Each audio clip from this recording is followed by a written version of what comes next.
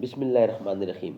وی log number ہے 261 اور آج اس کی تیسری قسط ہے اور یہ پوائنٹ دوسرا ہے، مین ہیڈنگ ہے ہجرت کے ہراول دستے۔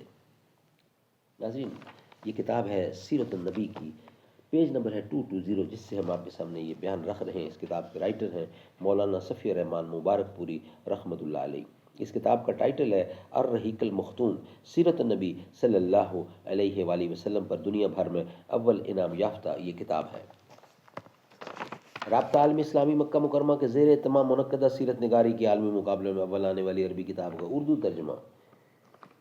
بسم اللہ الرحمن الرحیم۔ یسقون من رحیق مختوم، یہ لوگ سر بمور شراب پلائے جائیں گے۔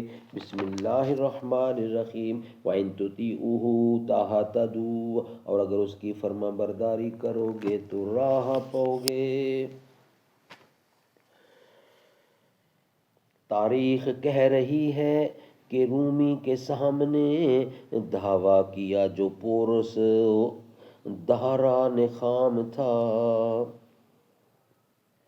دنیا کے اس شہنشاہ انجم سپاہ کو حیرت سے دیکھتا فلک نیل فام تھا، دنیا کے اس شہنشاہ انجم سپاہ کو حیرت سے دیکھتا فلک نیل فام تھا، آج ایشیا میں اس کو کوئی جانتا نہیں، تاریخ داں بھی اسے پہچانتا نہیں۔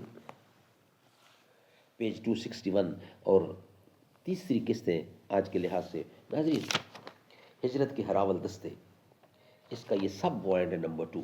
حضرت مصعب رضی اللہ نے جب ہجرت کا ارادہ کیا تو ان سے کفار قریش نے کہا، تم ہمارے پاس آئے تھے تو حقیر و فقیر تھے، لیکن یہاں کر تمہارا مال بہت زیادہ ہو گیا اور تم بہت آگے پہنچ گئے، اب تم چاہتے ہو کہ اپنی جان اور اپنا مال دونوں لے کر چل دو، تو بخدا ایسا نہیں ہو سکتا۔ حضرت صہیب نے کہا، اچھا یہ بتاؤ کہ اگر میں اپنا مال چھوڑ دوں تو تم میری راہ چھوڑ دو گے؟ انہوں نے کہا ہاں۔ حضرت صہیب نے کہا، اچھا تو پھر ٹھیک ہے، چلو میرا مال تمہارے حوالے۔ رسول اللہ کو اس کا علم ہوا تو آپ نے فرمایا، صہیب نے نفع اٹھایا، صہیب نے نفع اٹھایا، 2 دفعہ حضور نے یہ لفظ فرمایا۔ نمبر 3 پوائنٹ، حضرت عمر بن خطاب رضی اللہ عنہ، عیاش بن ابی ربیہ اور حشام بن عاص بن وائل نے آپس میں طے کیا کہ فلاں جگہ صبح صبح اکٹھے ہو کر وہیں سے مدینہ کی ہجرت کی جائے گی۔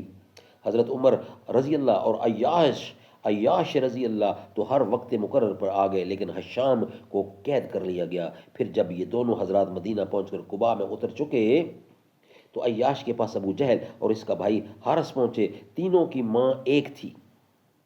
ان دونوں نے عیاش سے کہا، تمہاری ماں نے نظر مانی ہے کہ جب تک وہ تمہیں دیکھ نہ لے گی سر میں کنگھی نہ کرے گی اور دھوپ چھوڑ کر سائے میں نہ آئے گی۔ یہ سن کر عیاش کو اپنی ماں پر ترس آ گیا۔ حضرت عمر نے یہ کیفیت دے کر عیاش سے کہا، عیاش دیکھو، خدا کی قسم یہ لوگ تم کو محض تمہارے دین سے فتنے میں ڈالنا چاہتے ہیں، لہٰذا ان سے ہوشیار رہو۔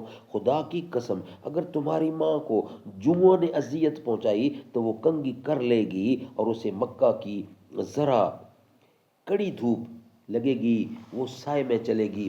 مگر عیاش نہ مانے، انہوں نے اپنی ماں کی قسم پوری کرنے کے لیے ان دونوں کے ہمراہ نکلنے کا فیصلہ کر لیا۔ حضرت عمر رضی اللہ نے کہا، اچھا جب یہی کرنے پر آمادہ ہو تو میری یہ اونٹنی لے لو، یہ بڑی عمدہ اور تیز رو ہے، اس کی پیٹھ نہ چھوڑنا اور لوگوں کی طرف سے کوئی مشکوک حرکت ہو تو نکل بھاگنا۔ سبحان اللہ، سبحان اللہ۔ عیاش اونٹنی پر سوار ان دونوں کے ہمراہ نکل پڑے۔ راستے میں ایک جگہ ابو جہل نے کہا، بھائی میرا یہ اونٹ تو بڑا سخت نکلا، کیوں نہ تم مجھے بھی اپنی اس اونٹنی پر پیچھے بٹھا لو؟ عیاش نے کہا ٹھیک ہے، اور وہ اس کے بعد اونٹنی بٹھا دی۔ ان دونوں نے بھی اپنی اپنی سواریاں بٹھا لی تاکہ ابو جہل عیاش کی اونٹنی پر پلٹ آئے، لیکن جب تینوں زمین پر آ گئے تو یہ دونوں اچانک عیاش پر ٹوٹ پڑے اور انہیں رسی سے جکڑ کر باندھ دیا، اور اسی بندھی ہوئی حالت میں دن کے وقت مکہ لائے اور کہا کہ اے اہل مکہ، اپنے بے وقوفوں کے ساتھ ایسا ہی کرو جیسا ہم نے اپنے اس بے وقوف کے ساتھ کیا ہے۔ ناظرین، یہ ویلاگ یہاں ہی کمپلیٹ ہوتا ہے۔ نیکسٹ ویلاگ میں انشاءاللہ بقیہ حصہ آپ کے سامنے رکھیں گے، یعنی ویلاگ نمبر ہوگا 262، اور چوتھی قسط ہوگی، اس میں بقیہ حصہ انشاءاللہ ہم آپ کے سامنے رکھیں گے۔ کعبے پہ پڑی جو پہلی نظر، کیا چیز ہے دنیا بھول گیا، یوں ہوش و خرد مفلوج ہوئے، دل ذوق تماشا بھول گیا، پھر روح کو اذن رقص ملا، خوابیدہ جنوں بیدار ہوا، طلبوں کا تقاضا یاد رہا، نظروں کا تقاضا بھول گیا، احساس کے پردے لہرائے، ایمان کی حرارت تیز ہوئی، سجدوں کی تڑپ اللہ اللہ، سر اپنا سودا بھول گیا۔